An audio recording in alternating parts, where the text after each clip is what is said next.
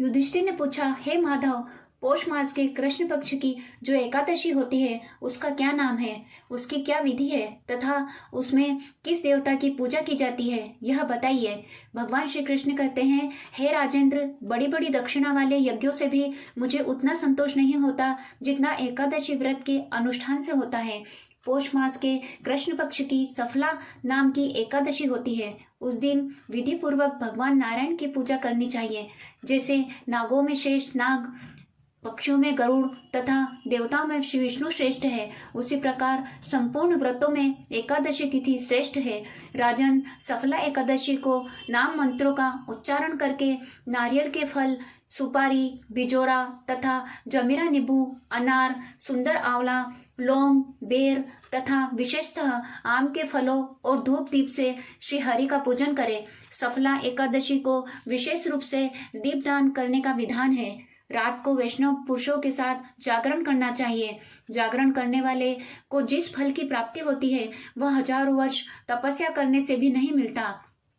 हे नृपश्रेष्ठ, अब सफला एकादशी की शुभकारिणी कथा सुनो। चंपावती नाम में विख्यात एक पुरी है जो कभी राजा महिष्मत की राजधानी थी। राजश्री महिष्मत के 5 पुत्र थे। उनमें जो ज्येष्ठ था वह सदा पाप कर्म में लगा रहता था, पर स्त्रीगामी और वेश्यासक्त था।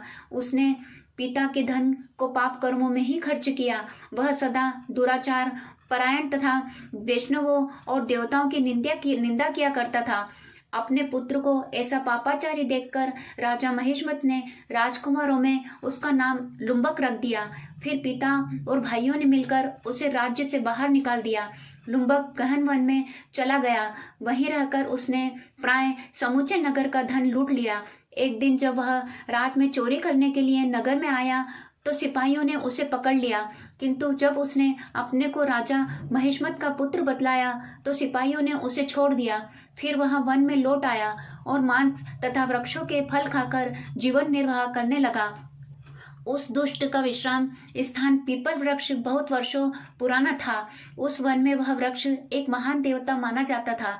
पाप बुद्धि लुम्बक वहीं निवास करता था। एक दिन किसी संचित पुण्य के प्रभाव से उसके द्वारा एकादशी के व्रत का पालन हो गया। पौष मास में कृष्ण पक्ष की दशमी के दिन पापिष्ट लुम्बक ने वृक्षों के फल खाए और वस्त्रहीन होने के कारण रात भर जाड़े का कष्ट भोगा। उस समय न तो उसे नींद आई और न आराम ही मिला। वह निष्प्राण सा हो रहा था। सूर्योदय होने पर भी उसको होश नहीं आया। सफला एकादशी के दिन भी लुम्बक बेहोश पड़ा रहा। दोपहर होने पर उसे चेतना प्राप्त हुई।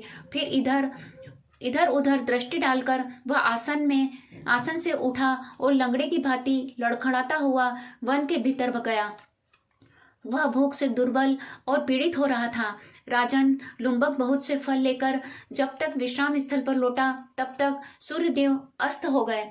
तब उसने उस पीपल वृक्ष की जड़ में बहुत से फल निवेदन करते हुए कहा और रखा कि इन फलों से लक्ष्मीपति भगवान विष्णु संतुष्ट हो। यूं कहकर लुम्बक ने रात भर नींद नहीं ली। इस प्रकार अनायास ही उसने इस व्रत का पालन कर लिया। उस समय सहसा आकाशवाणी हुई कि हे राजकुमार, तुम सफला एकादशी के प्रसाद से राज्य और पुत्र प्राप्त करोगे। बहुत अच्छा कहकर उसने यह वरदान स्वीकार किया। इसके बाद उसका रूप दिव्य हो गया।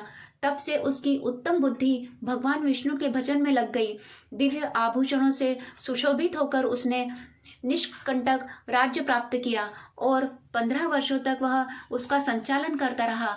उसको मनोज्ञ नामक पुत्र उत्पन्न हुआ। जब वह बड़ा हुआ तब लुम्बक ने तुरंत ही राज्य की ममता छोड़कर उस पुत्र को सौंप दिया और वह स्वयं भगवान श्री कृष्ण के समीप चला गया, जहां जाकर मनुष्य कभी शोक में नहीं पड़ता।